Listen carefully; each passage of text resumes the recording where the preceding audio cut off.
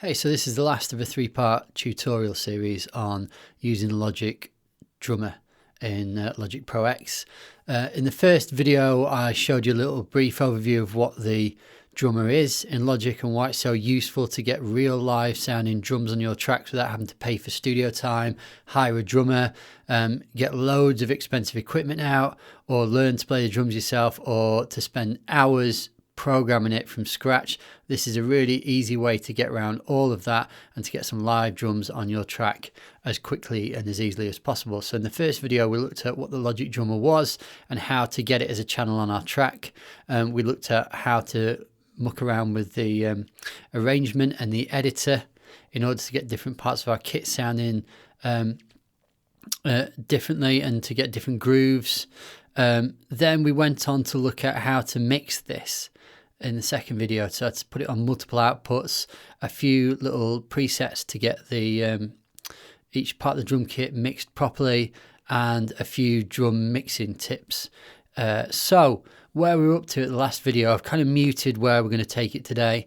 We ended up with this drum part up the top that was compressed properly, had a little bit of bite to it, and actually was sounding like a real proper drum track. And today is going to be some additional tricks and tips in order to make your drums sound even better than just getting one decent Logic Pro drummer track on the top here. I'm going to be using some of these extra channels down here. I've muted them for the time being. This is where we're up to at the end of last session.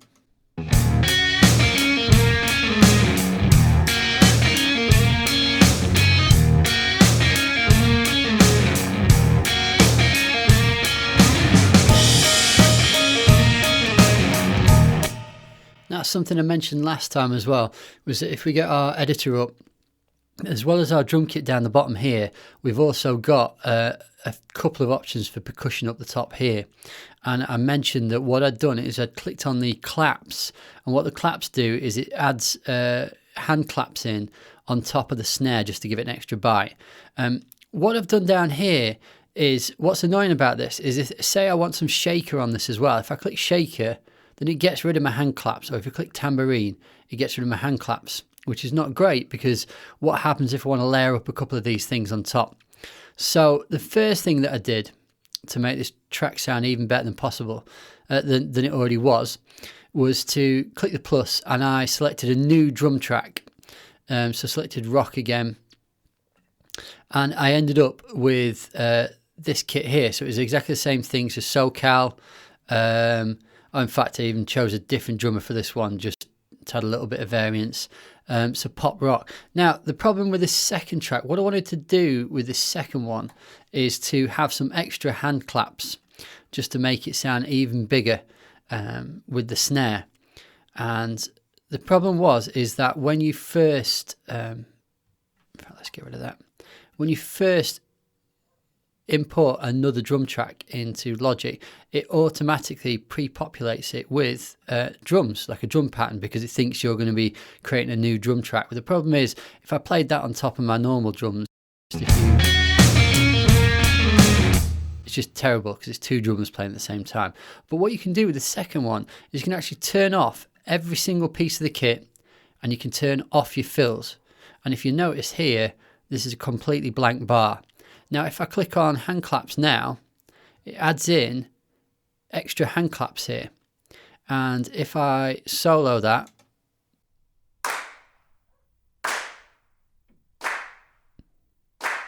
what I've already done here is I've already added a bit of compression on top of here. So this is sounding a little bit better than the presets. If I stick that along with my drums at the top here,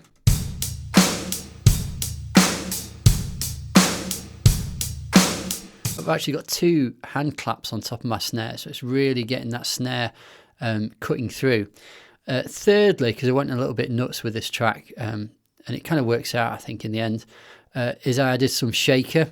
So again, all I did was, sorry, I was copying that clap there where it was before.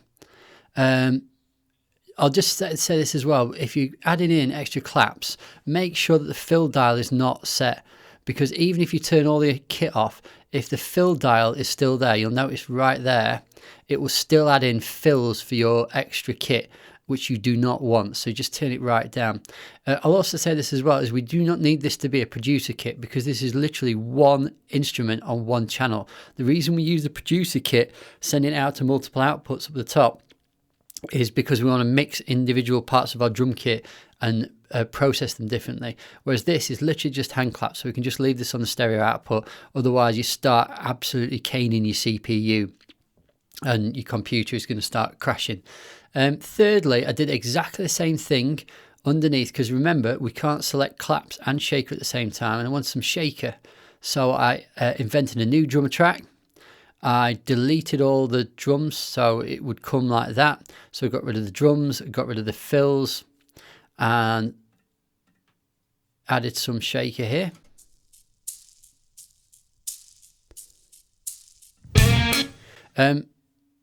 Let's bring this one up here and tell you about this one first, and then I'm going to tell you about these percussion tracks down the bottom here.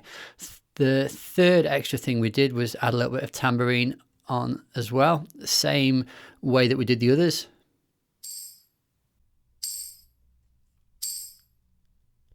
And if you look here, then you can already notice that I've done something interesting with the arrangement. And what I've done is, in the intro, is my tambourine is just playing along with the snare. And then when it kicks into the main section here, the tambourine plays a lot more complex rhythm. And it lifts the track at that point. It just adds like a little bit of extra interest. Let's just have a listen to that now.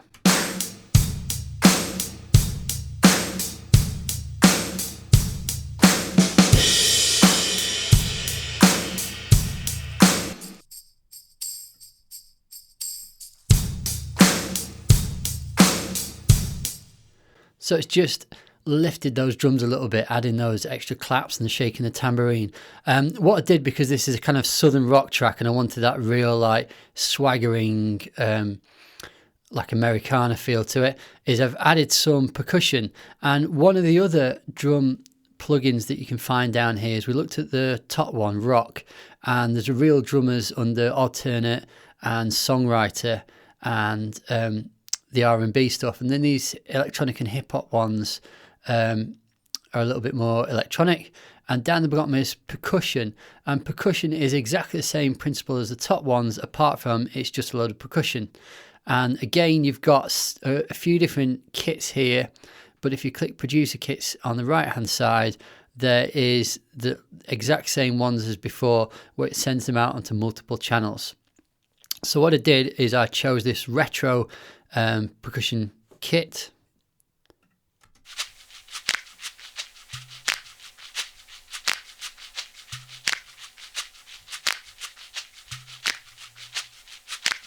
And it's exactly the same principle as the other drummer. You can choose different players up the top here. So I went for a songwriter percussion player. I went for a retro sounding percussion kit. And you've got your wood block, you've got your jingle bells, your tambourine. I can never remember what the thing in the middle is. Shakeri.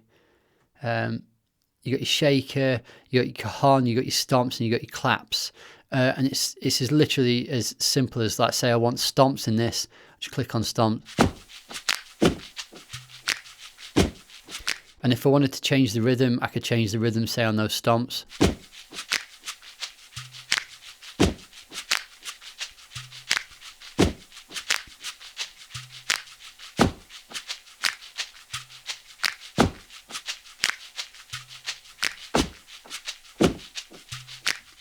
And again, it's got this box here that goes from loud to soft and simple to complex. So I tried to come up with a nice arrangement here of starting off with, let's just select that on its own. Yeah, so starting off with just these two shakers here, and then the claps come in here, and it just adds a little bit on top. And the last thing that I did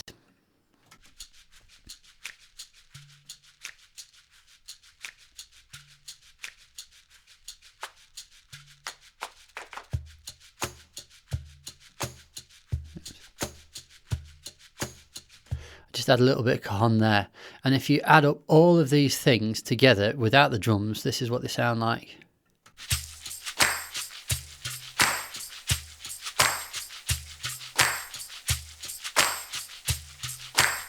And if I put the original drum track back in,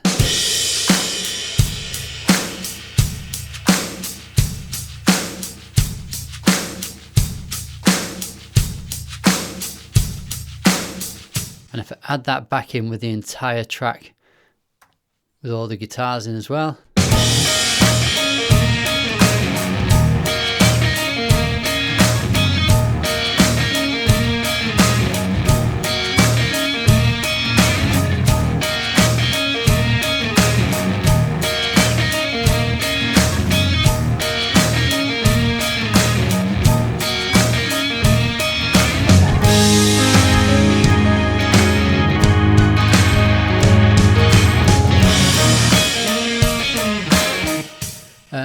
So that's all the ways of using extra drum tracks to get the most out of your tracks. There's two extra little things I want to finish off this little tutorial by explaining.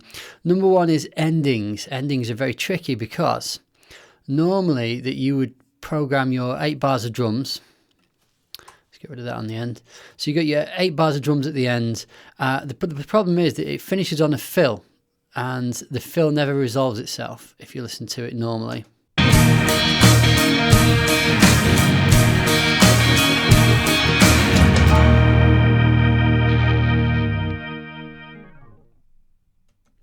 Some of those guitars needed fading out properly there. But there's no cymbal hit to finish off with. So what you can do is right at the very end is press plus, and it adds a whole extra bar of drums, which is not good because basically it means that the drums are going to continue past the end of the track. But what you can do is you can shrink this right down, or you can use the scissors tool, but you can shrink that right down until all you've got left is this cymbal hit on its own, and you can usually see it with your eye. So if I press play now, it should just finish on a cymbal hit.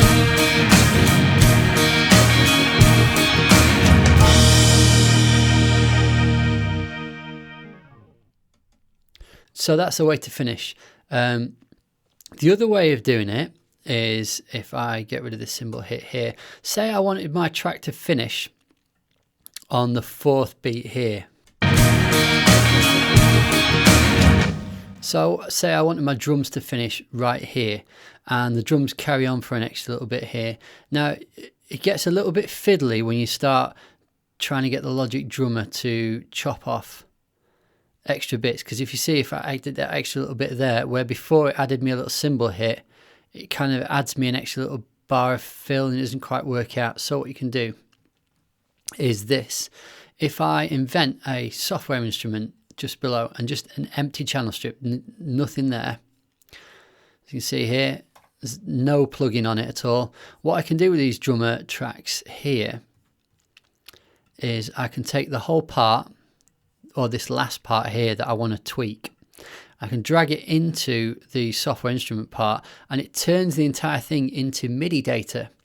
And if I drag that back onto my drummer track, it will play it exactly the same as if it was one of these yellow sections. But the only difference is that now I can actually double click on this. So halfway through bar 56 we want to finish.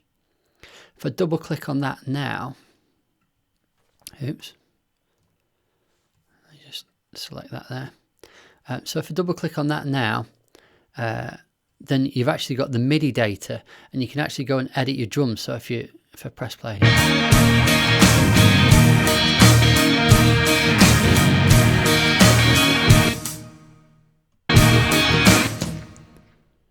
so say I wanted to finish, in fact actually halfway through that last bar, so I want to finish on the 4th beat there, so I could just delete those two there, move that to one of my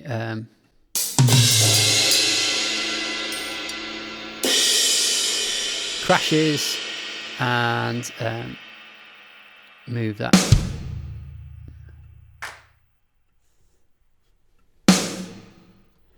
And see what that sounds like.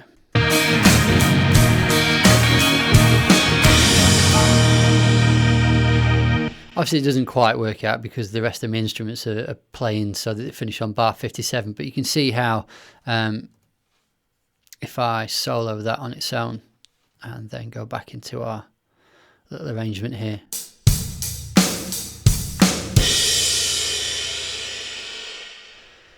So as well as